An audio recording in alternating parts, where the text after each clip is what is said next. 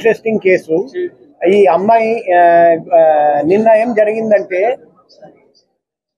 ఆ అబ్బాయి తల్లి వచ్చాడండి నా దగ్గరికి.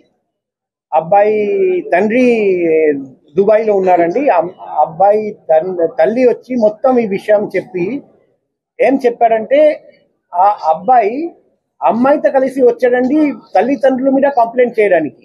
అంటే మీరు అర్థం చేసుకోండి, అబ్బాయిని ఏ విధంగా గ్రిప్ లో పెట్టారు.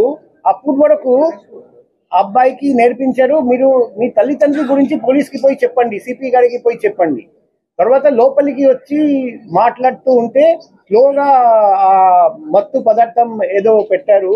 ఆ ఇన్ఫ్లుయెన్స్ పోయిన తర్వాత మొత్తం అతనికి అంత మెమరీ రిటర్న్ వచ్చి స్లోగా మొత్తం చెప్పాడు, ఎలా ఎలా ఎలా ఎలా ఇదంతా చేశారు. ఈరోజు మనం పేపర్లో చదివాం కదా.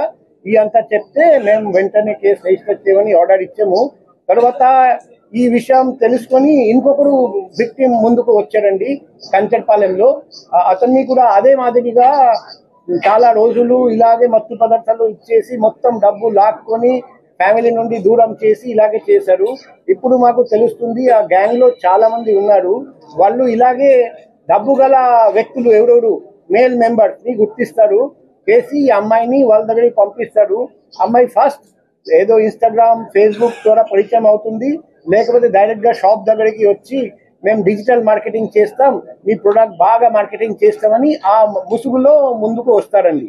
వచ్చి తర్వాత స్లోగా ప్రేమించడం, ఆ నటించడం స్టార్ట్ చేసి తర్వాత ఇంటికి తీసుకెళ్తారు. తర్వాత ఫ్యామిలీ నుండి దూరం చేసి రెగ్యులర్ గా మత్తు పదార్థాలు ఇచ్చేసి ఫిజికల్ రిలేషన్షిప్ పెడతారు. తర్వాత పూర్తిగా అమ్మాయి హోల్డ్ కి వచ్చేస్తారు అబ్బాయి. ఇలా చాలా కేసులు జరిగాయని మాకు తెలిసింది.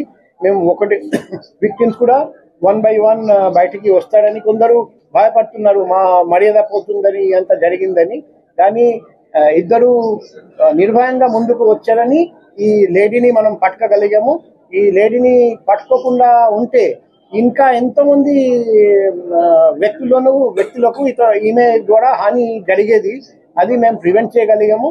ఇప్పుడు సార్ట్స్ లో కూడా incriminating documents, incriminating digital evidence దొరికింది. సో ఇదంతా మేము ఇప్పుడు విచారిస్తున్నాం, ఎఫ్ఎస్ఎల్ కి పంపిస్తాం.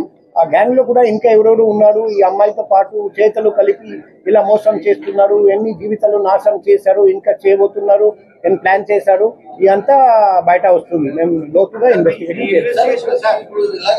చాలా మంది పెద్దవాళ్ళకి జరుగుతున్నాయి, బయటికి రాని పరిస్థితి, పరువులు పోతాయని వాళ్ళకి ఏ విధమైన మెసేజ్ ఇస్తారు సార్ బయటికి రాకుండా?